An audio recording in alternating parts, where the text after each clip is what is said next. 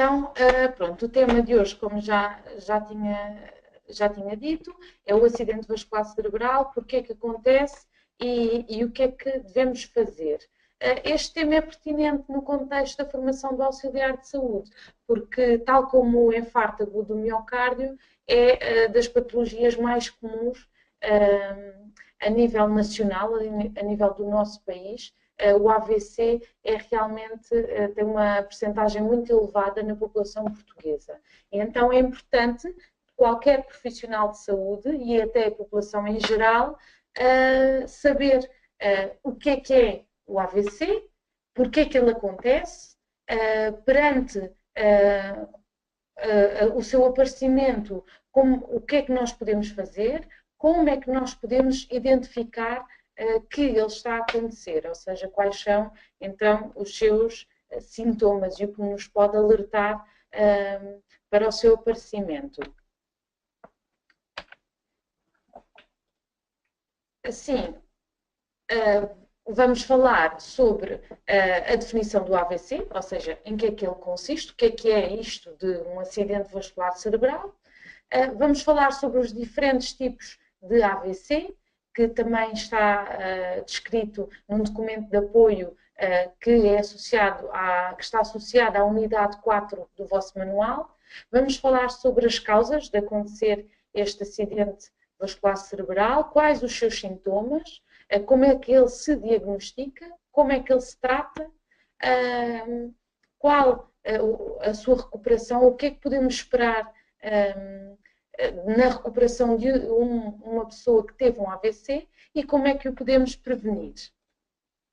Então, relativamente à definição da AVC, correntemente nós ouvimos falar, não sei quantos teve uma trombose. Pronto, este é o termo corrente e quando ouvem isso, ou quando os mais antigos utilizam este termo, trombose, estão-se então a referir ao AVC, ao acidente vascular cerebral, que é o nome correto e científico para esta trombose. Quando é que isto acontece? Quando é que se dá então um AVC? Quando o fornecimento de sangue para uma parte do cérebro é impedido. Como vocês podem aqui ver na imagem, tem aqui um cérebro humano e várias artérias que o irrigam, ou seja, várias artérias que transportam o sangue para este órgão, para o cérebro, e o distribuem por toda a sua dimensão. O que é que acontece no AVC? Tal como no infarto, é precisamente o mesmo processo. Pode haver um coágulo ou gordura, uma placa de arteriosclerose que se acumula na parede das artérias, que se solta e vai então impedir a passagem do sangue num determinado local, numa artéria. Ou seja, a partir daqui, deste coágulozinho que vocês estão a ver, não há mais passagem de sangue para o resto da parte do cérebro que é irrigada por essa artéria. Então, o que é que vai acontecer? As células que não vão receber então o sangue vão morrer. Porquê? Porque o sangue tem como função transportar nutrientes essenciais e o oxigênio para o cérebro. Ou seja, sem estes nutrientes e sem o oxigênio, o cérebro, ou seja, as células cerebrais, morrem. Então, como está aqui descrito, se o sangue for impedido de circular, as células cerebrais podem ser danificadas e deixam de cumprir as suas funções. Como o cérebro é responsável por controlar tudo o que o nosso corpo faz, todos os nossos pensamentos, todos os nossos movimentos, todos os nossos atos irrefletidos são comandados pelo cérebro, pelas nossas células cerebrais, que são os neurónios. Se essas células deixam de receber sangue, ou seja, deixam de receber oxigênio e nutrientes essenciais à sua vida, elas morrem e deixam de realizar as funções para que existem. Ou seja, se têm como função um movimento, elas vão morrer e o nosso corpo vai deixar de se mover. Então, o cérebro controla tudo o que o corpo faz, por isso, uma lesão no cérebro afetará todas as nossas funções corporais, dependendo da localização onde se vai dar essa lesão. Existem diferentes tipos de AVC. temos um AVC isquémico e o AVC hemorrágico. Esta informação também está no vosso documento de apoio da unidade 4. Então, qual é a diferença entre estes dois tipos de AVC? O AVC isquémico é mesmo como foi descrito no infarto, é igualzinho. É um coágulo ou uma placa de arteriosclerose que impede o fluxo sanguíneo na artéria e o sangue deixa de circular e deixa de irrigar uma determinada zona naquela zona cerebral. Este é o tipo mais comum de AVC e é responsável por 80% dos casos conhecidos de AVC que recorrem então aos nossos hospitais a nível nacional. Os sintomas surgem de repente e dependem da área afetada, ou seja, no cérebro nós temos a área do equilíbrio, a área motora, a área da fala. Dependendo da área que deixa de ser irrigada, o sintoma manifesta-se. Ou seja, se é a área motora, se é a área que faz com que o nosso corpo mexa os nossos membros, então vamos deixar de mexer esses membros, porque as células, o cérebro está mesmo dividido por áreas responsáveis por determinadas funções. Então temos, e cada hemisfério é simétrico, temos dois hemisférios cerebrais, são os dois simétricos, um vai comandar o lado direito do nosso corpo e outro o lado esquerdo. Então, se a lesão é do lado direito, se a lesão é numa zona que é responsável pelo nosso movimento no lado direito do corpo, então é nessa zona que é a função, os nossos gestos, não é? A nossa força no lado direito que vai ficar afetada, ok? Mas depois já vamos ver isto da parte motora, porque há um cruzamento e já vou explicar esta parte mais à frente. Mas pronto, resumindo, o AVC isquémico acontece quando há uma obstrução de uma artéria no cérebro e deixa de haver circulação sanguínea naquela zona. No acidente isquémico transitório, ou seja, dentro do AVC isquémico existe um pequeno, um tipo de AVC, deixa-me raciocinar para explicar melhor, é que às vezes nós sabemos tão bem isto é tão fácil para os profissionais de saúde que depois transmitir a informação às vezes é mais complicado, ainda por cima sem eu estar a olhar para vocês e com gestos sem vocês me estarem a ver, torna às vezes as coisas um bocadinho mais difíceis de transmitir. E eu quero fazer as coisas de forma simples para conseguirem memorizar esta informação da forma mais simplificada possível. Então, relativamente, aqui ainda dentro do AVC isquémico, há um subtipo de AVC isquémico que é chamado o AVC isquémico transitório, que basicamente trata-se de um AVC isquémico, mas que acontece por momentos e consegue-se resolver sozinho, de forma espontânea. Ou seja, o corpo humano consegue fazer com que aquela obstrução que aconteceu seja apenas momentânea, consegue dissolver o coágulo sozinho e retomar a circulação. Como é que isto é visualizado em termos de sintomas? Imaginem que então o AVC isquémico, a obstrução, deu-se na área do cérebro que comanda o lado direito do nosso corpo. O que é que vai acontecer no acidente isquémico transitório? Há uma obstrução,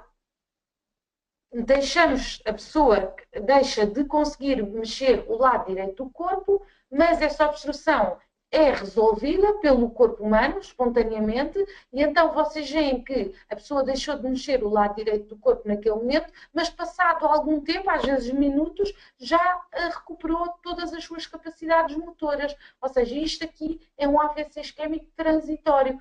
É um alerta para que a pessoa vigie e inicie, se calhar, alguma medicação, algum tratamento, de forma a evitar um futuro AVC. Ou seja, quer dizer que já há algumas obstruções que podem se transformar em obstruções completas e provocar um AVC isquémico cujo organismo não o consiga resolver sozinho. Ou seja, AVC isquémicos transitórios são um aviso para os AVC isquémicos mais graves, são um alerta. Muitas vezes difíceis de diagnosticar, porque lá está, acontecem momentaneamente e quando as pessoas chegam às instituições de saúde já não consegue ser diagnosticado, porque a nível de TAC, o TAC crânioencefálico, ou seja, o TAC à cabeça, já não vai ter nenhuma lesão, porque a obstrução foi resolvida espontaneamente, a pessoa já recuperou todas as suas funções neurológicas, já consegue movimentar-se sozinha, sem qualquer problema, porque esta obstrução já foi resolvida. Mas é um alerta e deve ser, então, a partir daí, essa pessoa deve ter uma vigilância mais apertada, está bem? Pronto. Isto é um AVC isquémico, é o mais comum de acontecer. Depois temos o AVC hemorrágico, que o que é que acontece?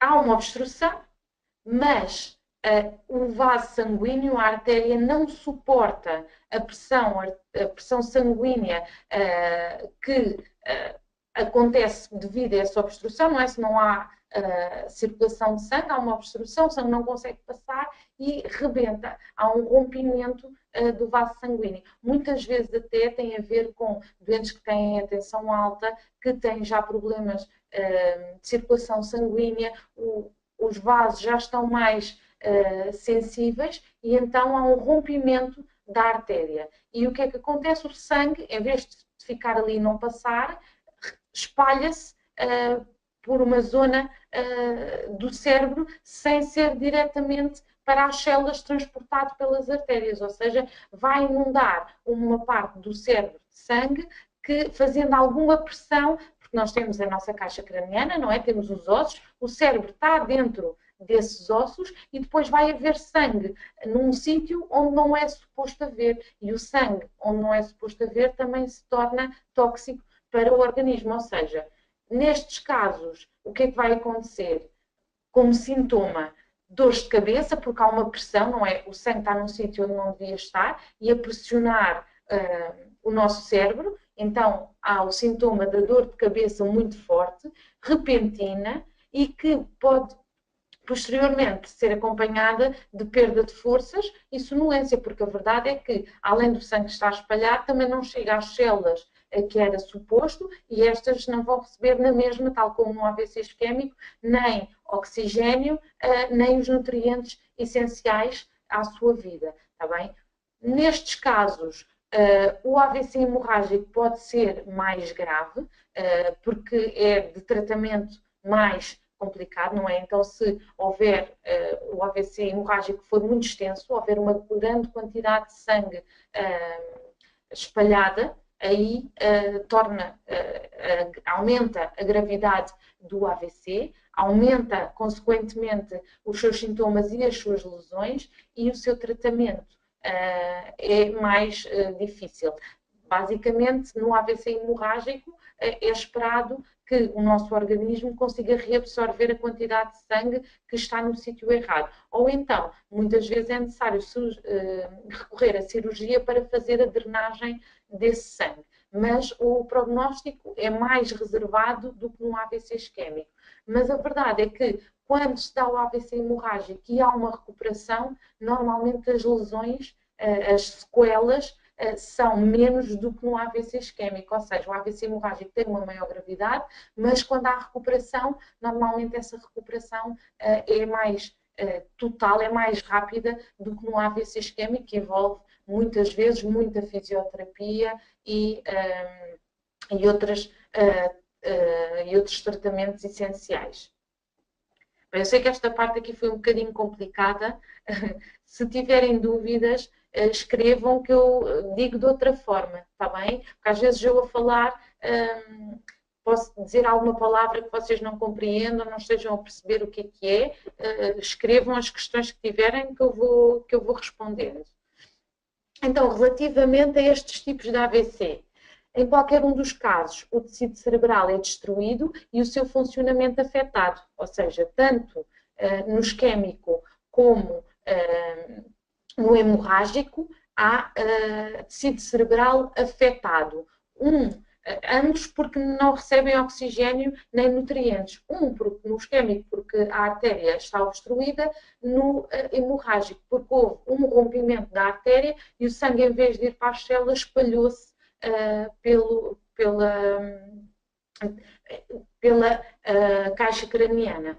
Em ambos os tipos, as consequências variam de acordo com a área lesada e com o lado cerebral afetado. Ou seja, quanto maior a área do cérebro afetada, maior serão as lesões consequentes, como é fácil de entender. Então, agora vamos falar aqui relativamente às áreas afetadas. Aqui, de uma forma muito simples, é basicamente quando a lesão é no nosso lado direito do cérebro. Imaginem que a artéria obstruída é a artéria cerebral à direita.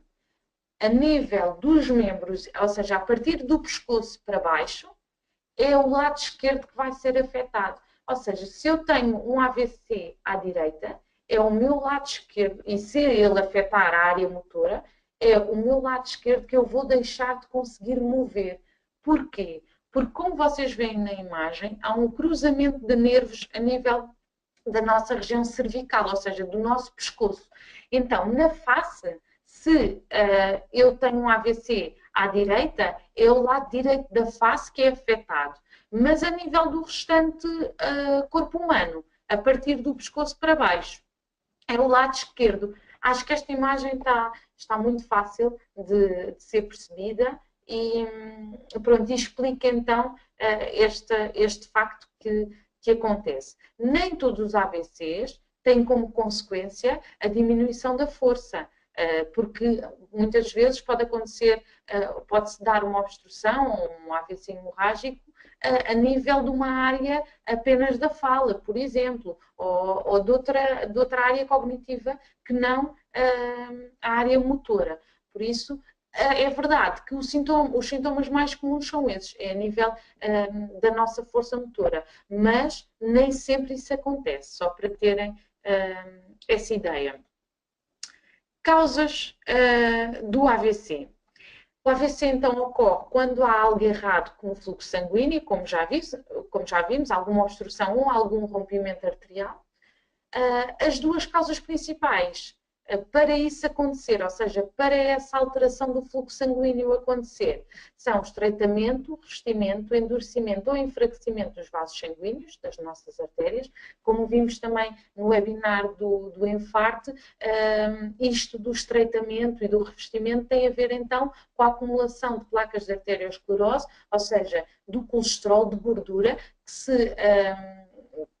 se acumulam nas nossas artérias e tornam-nas mais estreitas, dificultando então a passagem do sangue. Com o tempo, elas acabam por ficar mais rijas, não é? A parede da artéria com as placas da arteriosclerose acabam por ficar mais rijas e tornam-se mais fracas, logo mais suscetíveis ao rompimento e então também ao AVC hemorrágico. Outra das causas que pode ser apontada para o AVC é o engrossamento do sangue, ou seja, o sangue mais espesso. Isto pode acontecer porquê? Vários fatores de risco contribuem para esse engrossamento do sangue. Principalmente uma má alimentação e, consequentemente, uma obesidade, o tabagismo, o sedentarismo, a não prática de exercício físico, são realmente fatores que contribuem para este engrossamento do sangue. Depois há outros fatores de risco para o AVC, como a idade, que quanto mais velhos somos, mais risco temos para este tipo de patologias, para o AVC, para o infarto, a pressão arterial alta, que também está muito relacionada com o nosso tipo de alimentação e com o sedentarismo, com a não prática de exercício físico, a diabetes, também relacionada com a nossa alimentação, o tabagismo e a ingestão de bebidas alcoólicas, ou seja, todos os fatores de risco, ou a grande maioria dos fatores de risco, estão associados aos nossos hábitos de vida. Isto significa que se tivermos hábitos de vida saudáveis, vamos diminuir em grande percentagem o risco de ocorrência de AVC ou de infarto, porque são os mesmos fatores de risco praticamente para estas duas patologias, visto que a fisiopatologia, ou seja, a forma como elas acontecem é essencialmente a mesma, tanto o infarto como o AVC. Mas o infarto dá-se no coração e o AVC no cérebro. Então, relativamente aos sintomas, que nós devemos estar bastante alerta, como profissionais de saúde e mesmo em casa com os nossos familiares, não é? Porque a verdade é que é com as pessoas de quem gostamos que passamos mais tempo e, sem dúvida, que se lhes acontecer alguma vez algum destes sintomas, se nós soubermos atuar e nós compreendermos o que é que se está a passar, o tratamento será introduzido muito mais rápido e a recuperação será muito mais precoce. Então, de um modo geral, é simples reconhecer um AVC recorrendo à regra dos 5 Fs. Estes sintomas podem surgir de forma isolada ou em combinação, ou seja, não é obrigatório que surjam estes 5 Fs, está bem? Pode surgir apenas um, ou dois, ou três, e não é obrigatório que surjam todos em simultâneo. Então, estes 5 Fs, começamos pela face. A face pode ficar assimétrica, de uma forma súbita, parecendo um canto da boca ou uma das pálpebras estarem descaídas. É aquela assimetria da face que vocês também têm no documento de apoio da unidade 4, tem uma imagem que demonstra bastante bem este F da face. Estes sinais poderão ser melhor percebidos se a pessoa afetada tentar sorrir. Ou seja, se vocês notarem alguma coisa na face de uma pessoa, de um doente ou de alguma pessoa com quem vocês estão a lidar, se notarem alguma diferença na face, se pedirem para sorrir, é fácil de perceber realmente se há alguma assimetria ou não. Então, a face é um sintoma muito fácil de detectar. A força é outro sintoma fácil de detectar e é muito comum. É comum, então, um braço ou uma perna perderem subitamente a força ou ocorrer uma súbita falta de equilíbrio. Se a pessoa estiver de pé, não é? Começa a cambalear, deixa de ter força num lado do corpo. Isto é muito comum também no AVC. Agora é assim, é importante.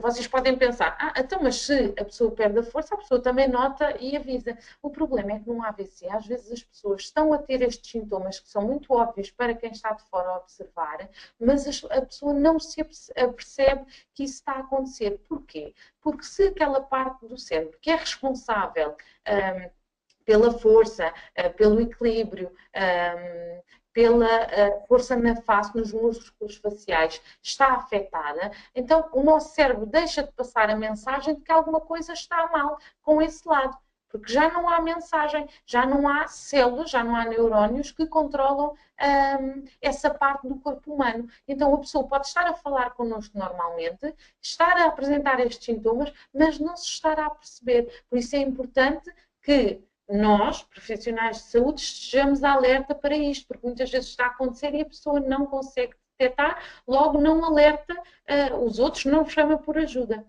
Relativamente à fala, a fala pode parecer estranha ou incompreensível e o discurso não fazer sentido. Com frequência, a pessoa parece não compreender o que se lhe diz. Isto chama-se afasia, que também está descrito no vosso manual. Existem diversos tipos de afasia. Muitas vezes a pessoa deixa realmente de falar, não consegue falar. Outras vezes há outro tipo de afasia que a pessoa quer dizer algo, quer nomear algum objeto e diz outra coisa que não tem nada a ver. Por exemplo, a pessoa quer pedir água e em vez de dizer dá-me água, diz janela. Pronto, isto é um exemplo de afasia. A pessoa quer dizer uma coisa e diz outra que não tem qualquer tipo de relação. Está bem? Ou seja, a fala pode estar afetada de muitas formas. Pode ser um discurso completamente incoerente, pode a pessoa estar completamente desorientada, sem memória, pode a pessoa nem sequer conseguir falar. Há vários tipos de alterações da fala consoante a parte do cérebro que foi afetada. Depois temos a falta de visão súbita, que é menos comum, mas também acontece. A perda de visão súbita de um ou ambos os olhos é um sintoma frequente no AVC, bem como a visão dupla. Pronto. Não é tão frequente como a alteração na fala, na força e na face, está bem? Pode ser frequente, mas não é tão frequente como os outros 3 Fs anteriores. Relativamente e é mais comum, esta falta de visão é mais comum no hemorrágico do que no isquémico, tal como a forte dor de cabeça. também é um sintoma muito mais comum no hemorrágico. É importante valorizar uma dor de cabeça súbita e muito intensa, ou seja, quando falamos de uma dor de cabeça súbita, não é, hoje acordei com dor de cabeça e ela vai agravando. Não é bem isto. É, de repente, termos uma dor de cabeça intensa, está bem?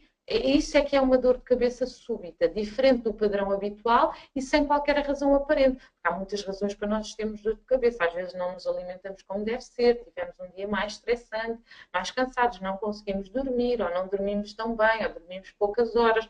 Isso são todas múltiplas razões para dor de cabeça. Esta dor de cabeça é diferente. Surge de repente, forte e sem razão aparente. Está bem? Quando isto acontece, é para estarmos bastante alerta e dirigirmos então ao hospital mais próximo. Então estão aqui duas imagens dos sintomas que são mais comuns e facilmente observáveis.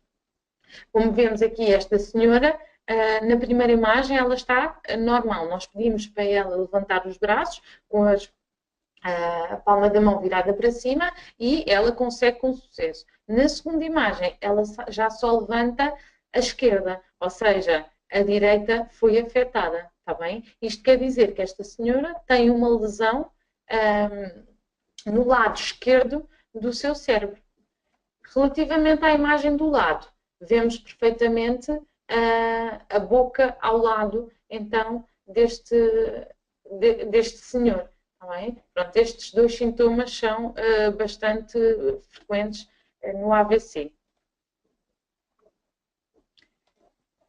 Agora, relativamente ao diagnóstico. Só um minuto. Relativamente então ao diagnóstico. Perante sintomas sugestivos de AVC, é essencial recorrer de imediato a um hospital. Como é que os profissionais de saúde, médicos e enfermeiros, vão diagnosticar então um AVC? Basicamente é na avaliação clínica, ou seja, na observação clínica de sintomas físicos e neurológicos e na realização de um TAC crânioencefálico, ou seja, num exame de imagem pormenorizada do nosso cérebro que vai permitir visualizar se há alguma parte que não está a ser irrigada e que se há alguma zona de células lesadas. Este TAC nem sempre é conclusivo, está bem? Muitas vezes a pessoa tem todos os sintomas de AVC, mas no TAC não se observa qualquer alteração. Isto pode querer dizer que o AVC é de pequena dimensão, ou seja, lesou uma pequena parte do cérebro. Mas isso não quer dizer que ele não exista e que não seja tratado na mesma. Tá bem? Mas nem sempre a imagem do TAC é óbvia. Muitas vezes, quando se quer avançar com um estudo mais pormenorizado, pode-se pedir outros exames, como por exemplo a ressonância magnética. Mas normalmente, pronto, o exame inicial e principal é o TAC crânioencefálico. E depois a equipa de saúde irá definir realmente se é necessário fazer mais algum exame ou não. Agora, relativamente ao tratamento. Então, os medicamentos mais úteis para o tratamento e prevenção do AVC têm como princípios ativos os mesmos que são utilizados no infarto, porque lá está, o objetivo é destruir isto no AVC isquémico. Atenção, no AVC isquémico, porque o objetivo é destruir o coágulo ou a placa de gordura que está a impedir a circulação do sangue. Então, o que é que vamos administrar? Fármacos para diminuir a tensão, para que a tensão arterial não seja tão alta. Aqui a tensão tem que ser controlada, mas também não pode ser muito baixa. Isto aqui no AVC temos que o intervalo de tensão que assumimos como benéfica para os doentes é um bocadinho mais alta do que numa tensão normal, porque também queremos que regresse a irrigação e irrigue então as células circundantes. Os antiagregantes plaquetários e os anticoagulantes são os fármacos que vão destruir as plaquetas que existem acumuladas num coágulo para o sangue voltar, ou seja, para resolver essa obstrução e os anticoagulantes vão tornar o sangue mais fino. No seu conjunto, estes 3 fármacos melhoram a circulação e garantem um melhor aporte de sangue, oxigênio e nutriente às células cerebrais. Claro que esta escolha de medicação é sempre realizada pelo médico. E aqui só estamos a falar, só estou a apresentar este nome dos fármacos para vocês terem uma noção, porque enquanto profissionais de saúde provavelmente vão ouvir muito estes nomes e pelo menos sabem o porquê da sua utilização e de que é que se trata. Em alguns casos, a cirurgia poderá ser fundamental para desbloquear uma artéria entupida, tal como no infarto, no AVC também podemos fazer uma cirurgia do género de um cateterismo, não é? Que enfiamos um tubinho até a artéria cerebral que está obstruída para desobstruir esse coágulo. Mas para avançarmos para a cirurgia, a pessoa tem que responder, tem que preencher muitos critérios, por exemplo, tem que ter uma idade inferior a 80 anos, não pode tomar medicação anticoagulante anteriormente, não pode ter sido submetida a cirurgia. Portanto, recentemente, existem vários fatores que têm que ser estudados e definidos pelo médico para definir se realmente a pessoa pode ser submetida à cirurgia ou não.